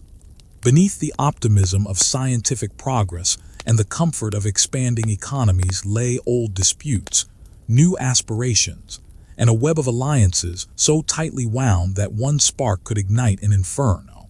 And in 1914, that spark came quietly, in a city most Europeans had never visited, involving a man whose name few had heard. Yet the assassination of Archduke Franz Ferdinand in Sarajevo would set the world on a path no one could control, plunging Europe into the First World War, a conflict so vast and devastating that it reshaped not only borders but the very foundations of society. The war unfolded with astonishing speed. Nations mobilized millions of soldiers. Trains carried armies to the front like clockwork. But the optimism that marked the war's first days quickly dissolved as reality set in. The Western Front became a scar across France and Belgium, a trench-lined world of mud, wire, cold, and constant danger. Men lived under the threat of artillery shells that fell without warning, machine guns that cut down entire ranks, and gas drifting silently across the fields. The war shattered illusions of glory. It consumed entire villages and generations, leaving empty chairs in homes from London to Vienna. On the Eastern Front, battles stretched across vast landscapes where winters froze armies in place and supply lines broke under the strain. Ships clashed at sea, while campaigns in the Middle East and Africa drew distant colonies into the conflict. By the time the war ended in 1918, millions were dead, empires lay in ruins, and Europe's sense of invincibility was gone. The Treaty of Versailles attempted to restore order, but its terms deepened wounds rather than healing them. Harsh penalties fell on Germany. The Austro-Hungarian and Ottoman empires dissolved, leaving behind unstable new states. Political chaos brewed. Veterans returned home wounded in body and spirit, struggling to find their place in societies that barely recognized them. Economies faltered. Democracy wavered. Into this uncertainty emerged voices that promised stability, pride, and recovery, voices that exploited fear and resentment. Fascism rose in Italy under Mussolini. In Germany, the Nazi Party fed on anger, economic collapse, and national humiliation. Authoritarian movements grew across Europe as democracy strained under the weight of crisis. By the 1930s, the world teetered once again between hope and catastrophe. Technological progress dazzled, radio, aviation, cinema, but politics darkened. When Nazi Germany rearmed, annexed territory, and began persecuting Jews and other minorities, many hoped diplomacy could prevent another war. But the momentum toward conflict was too great. In 1939, Germany invaded Poland. Britain and France declared war. Europe was once more engulfed in flames. The Second World War was unlike any conflict before it. It stretched from the icy forests of Finland to the deserts of North Africa, from the ruins of Warsaw to the islands of the Pacific. Blitzkrieg tactics tore through borders with terrifying speed. Entire nations fell in weeks. Civilians suffered bombings that turned cities into rubble. London during the Blitz, Rotterdam, Belgrade, and countless others. In Eastern Europe, the German invasion of the Soviet Union unleashed staggering violence on a scale unimaginable. Siege, famine, and brutal winter warfare consumed millions. In Asia, Japan advanced across China and Southeast Asia, leaving devastation in its wake. Meanwhile, the Holocaust unfolded in the shadows and camps, a systematic genocide that murdered 6 million Jews and millions of others. Deemed undesirable by the Nazi regime, Roma, disabled individuals, political dissidents, and countless innocents. As the war raged, resistance movements sprang up across occupied Europe. In forests, mountains, and city streets, ordinary people fought with whatever they could. The Allies, Britain, the Soviet Union, the United States, and others, gradually gained the upper hand. The turning points came slowly and at enormous cost. Stalingrad's brutal winter victory, the Allied landings in North Africa, the bombing campaigns over Germany, and the island battles in the Pacific. In 1944, the D-Day landings in Normandy opened a path toward liberating Western Europe. By May 1945, Germany surrendered. 3 months later, after atomic bombs devastated Hiroshima and Nagasaki, Japan surrendered as well, ending a war that had claimed tens of millions of lives. When the conflict ended, the world stood shaken. Entire cities lay in ruins. Families were scattered. Nations faced starvation and collapse. Yet from this devastation emerged the desire to build a different future. Europe would not return to its old patterns of rivalry. Instead, it moved gradually toward cooperation, beginning with economic partnerships and slowly growing into a shared political vision. But the peace that followed did not settle easily. A new tension emerged almost immediately: the Cold War, pitting the capitalist West against the communist East, led by the United States and the Soviet Union. Though Europe was exhausted, it became the epicenter of a global ideological struggle. The Iron Curtain divided the continent. Berlin, split into sectors, became a symbol of the world's division. Propaganda, espionage, nuclear arsenals, and proxy wars shaped the age. Fear of nuclear annihilation loomed constantly. Yet Europe itself remained largely free from direct conflict, shielded by the dangerous balance of power. Instead, wars broke out in Korea, Vietnam, Afghanistan, and across Africa and Latin America, where local struggles drew in the superpowers. Europe watched, rebuilt, reimagined itself, and gradually moved toward unity. But Europe's own history remained restless. Old ethnic tensions simmered beneath the surface. When Yugoslavia dissolved in the 1990s, war returned to the continent. The Balkans descended into conflict marked by sieges, mass displacement, and atrocities that shocked the world. Sarajevo, once a vibrant multicultural city, endured years of bombardment. The massacre at Srebrenica revealed the persistence of hatred even in the late 20th century. The European Union intervened diplomatically and NATO militarily to stop the violence. The wars ended, but the scars remained. Meanwhile, Europe's memories of its global influence echoed in wars far beyond its borders. The age of empires had ended, but its legacy continued to shape conflicts in the Middle East, Africa, and South Asia. Borders drawn during colonial rule created tensions that erupted long after European powers retreated. The world changed rapidly through decolonization, new nations, shifting alliances. But Europe's past continued to influence global events in profound ways.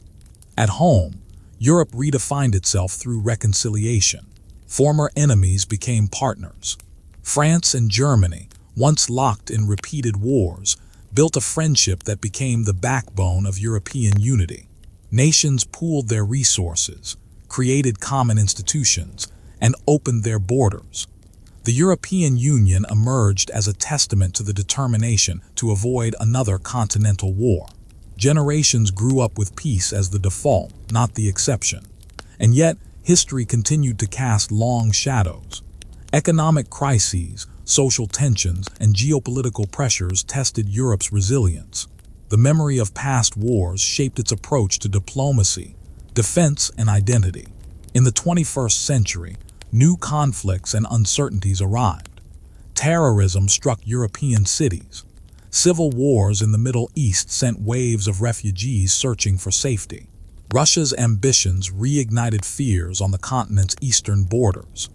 The annexation of Crimea in 2014 and the full-scale invasion of Ukraine in 2022 reopened wounds many hoped had healed forever. Europe, confronted with images of bombed cities, displaced families, and mass graves, rediscovered the urgency of defending peace. Old alliances strengthened.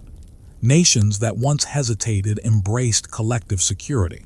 The continent realized that war, even in the modern age, was not a distant memory. It was a present danger. Through all these upheavals, Europe's identity evolved. Wars, both ancient and modern, forced the continent to confront its vulnerabilities and its capacity for both destruction and renewal. The Crusades had once drawn Europe outward. The conflicts of the Middle Ages shaped borders and kingdoms. The Napoleonic Wars reconfigured power. The World Wars shattered illusions and created new orders. The Cold War froze the continent into opposing blocs, only for unity to slowly thaw the divide.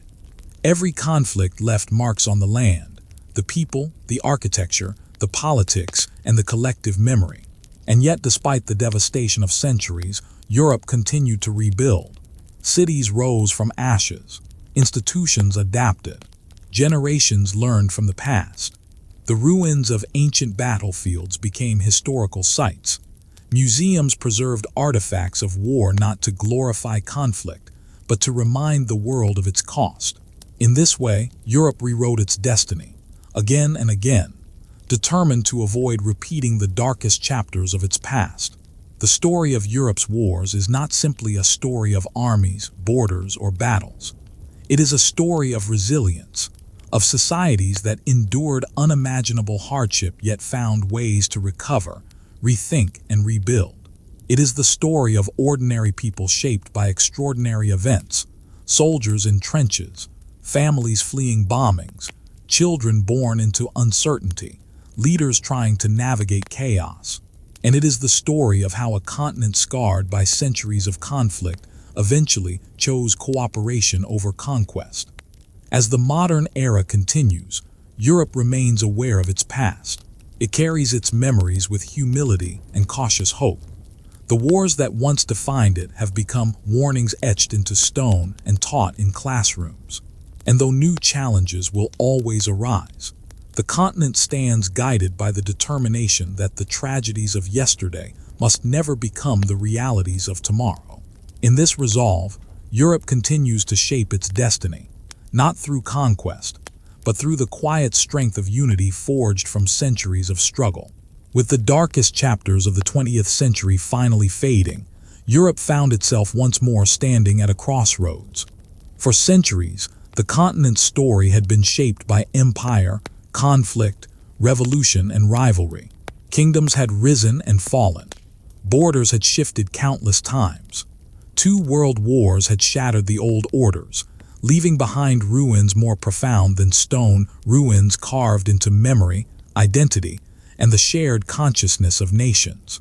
Yet from this devastation emerged a quiet resolve, a determination to build a different kind of future. It was not born in a single meeting, nor through a sudden act of unity, but through gradual recognition that cooperation, not conquest, was the path toward lasting peace. Out of chaos, a new idea of Europe began to take shape, fragile, uncertain, yet full of promise. In the years following 1945, much of the continent lay in despair. Cities like Warsaw, Berlin, Rotterdam, and Dresden were little more than rubble. Millions were displaced. Economies were broken. Families searched for missing loved ones whose fates were unknown. Hunger lingered in many places, and winter cold crept through damaged homes. The physical scars were overwhelming, but the emotional wounds ran deeper still. Europeans looked upon the ruins and asked how they had reached this point. How a continent that had produced the Renaissance, the Enlightenment, and revolutions in science and art had also produced unprecedented destruction. For many, the answer lay not only in the failures of diplomacy or politics, but in the long tradition of rivalry that had shaped Europe for centuries.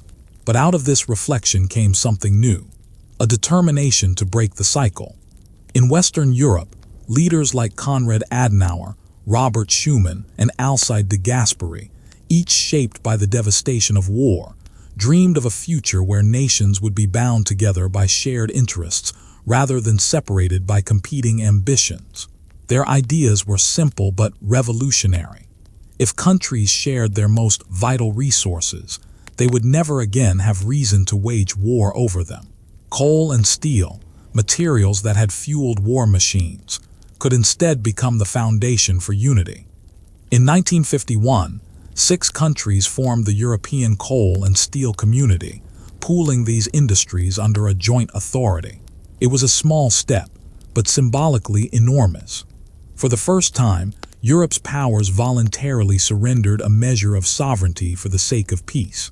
The Cold War soon carved the continent into 2 opposing spheres, each shaped by ideology and the influence of global superpowers. The Iron Curtain split Europe in half, a line drawn not by geography but by fear and mistrust. The West aligned with the United States and embraced democracy and market economies.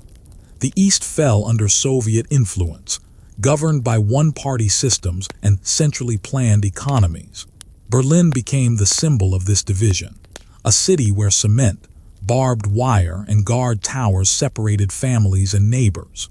Yet even in this divided landscape, the seeds of cooperation grew in the West, watered by shared hopes for stability and prosperity. Integration deepened through new treaties, and the idea of a more unified Europe began to take shape. Meanwhile, East European nations navigated a different reality, one shaped by surveillance, economic hardship, and restricted freedoms. Yet they, too, carried the memory of war and longed for peace and dignity. Behind the walls and watchtowers, people whispered of change. And slowly, cracks began to form, dissent rising in Poland, Hungary, Czechoslovakia, and East Germany. The courage of ordinary people, united by their refusal to accept oppression, eventually transformed the continent. In 1989, the Berlin Wall fell, not through war but through collective will. Crowds chipped away its concrete with hammers. Families reunited after decades of separation. Europe exhaled, as though a long-held breath had finally been released. With the Cold War's end, the possibilities of a greater European unity expanded. Nations once isolated by ideology now sought to rejoin the European family. Some dreamed of prosperity, others of security, and most simply of belonging to a stable and peaceful community. The European Union grew from these aspirations, turning earlier economic cooperation into a broader political project. Countries negotiated, debated, and sometimes disagreed, but the underlying belief remained. Peace was possible if nations worked together, shared burdens, and respected each other's histories. This post-war cooperation did not erase Europe's diversity. Languages, cultures, and traditions remained as rich and varied as ever. But where diversity had once fueled conflict, it now found expression through cultural exchange, student programs, open borders, and shared institutions. Travelers crossed borders without passports. Students from Spain studied in Sweden. Workers from Poland found jobs in Ireland. Ideas flowed freely. The continent, once carved into strict lines of identity, now blended into a mosaic united not by uniformity but by mutual respect. Yet cooperation was never effortless. Economic crises tested the bonds between nations. Debates over migration, sovereignty, and financial responsibility strained alliances. The rise of populist movements challenged the ideals of unity. Britain's decision to leave the EU shook the continent, reminding all that unity was a choice, not a guarantee. Still, in moments of crisis, Europe often rediscovered its shared strength. When natural disasters struck, countries rushed to help each other. When financial turmoil threatened the euro, leaders gathered to stabilize the system. When the pandemic spread fear and uncertainty, Europe coordinated responses, shared vaccines, and supported recovery across borders. Modern Europe, shaped by collaboration, did not forget the lessons of its past. The memory of war remained deeply embedded in its institutions and moral foundations. It informed foreign policy, guided decisions on security, and inspired peacekeeping efforts beyond its borders. European nations, once conquerors of distant lands, now often stood as mediators in global conflicts. They used diplomacy instead of force, dialogue instead of domination. And although disagreements persisted, as they inevitably do in any human endeavor, the overarching commitment to peace endured. But the path toward cooperation extended beyond politics.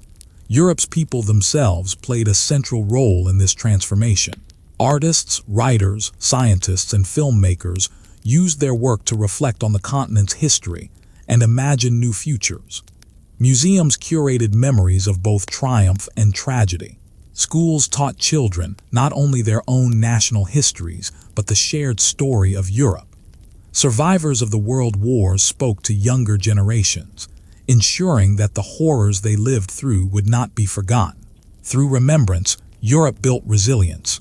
As the 21st century unfolded, Europe confronted challenges that transcended borders: climate change, technological disruption, energy dependence, and global migration. These issues demanded collaboration. No single nation could solve them alone. As wildfires burned, seas rose, and political tensions flared, Europe turned once more to its foundational belief: unity is strength. Institutions adapted. New agreements formed. Even when debates were heated, the spirit of cooperation showed itself again and again. And yet, despite progress, Europe's past reminded its people that peace could not be taken for granted. When conflict erupted once more on the continent, when Ukraine faced invasion and cities like Mariupol and Bucha echoed with the sounds of destruction, Europe responded with a clarity forged from its darkest memories. Nations opened their borders to refugees, strengthened alliances, and reaffirmed their commitment to defending freedom. The sight of trains carrying displaced families across Poland and Germany brought back echoes of older exoduses. But this time, the response was different. Instead of indifference or hostility, there was solidarity. Instead of silence, there was collective action. Europe had learned, through unimaginable suffering, what must never be repeated. Thus, the birth of modern Europe was not a moment but a journey, shaped by war, rebuilt through cooperation, and continuously tested by new storms. It transformed a continent once trapped in cycles of conflict into one striving toward unity. The castles, battlefields, and ruins of earlier centuries still stand, silent witnesses to the chaos that once dominated European life. But beside them rise new symbols: parliaments where former enemies debate peacefully, universities where ideas flourish, cities where people from different nations live side by side. Modern Europe is not perfect. It is a living project, evolving through struggle and hope. It must confront inequality, political division, and external pressure. It must balance national identity with collective responsibility. And it must hold tightly to the hard-earned lessons carved from the tragedies of the past. Yet, despite its flaws, Europe today stands as one of history's most remarkable transformations. From the ruins of empires and the ashes of war emerged a community of nations choosing cooperation instead of conquest, dialogue instead of domination, integration instead of isolation. The journey was long, fraught, and painful. But through resilience, vision, and memory, Europe rewrote its destiny. And so, as the story of Europe comes into its modern chapter, one sees a continent still shaped by ancient mountains, medieval towns, Renaissance domes, and the scars of war, yet also illuminated by bridges built across borders, shared institutions, and the quiet strength of unity. From chaos, cooperation was born. From centuries of conflict, peace took root. And from the lessons of history, Europe discovered its most enduring truth, that the future is brightest when nations choose to walk forward together, not apart.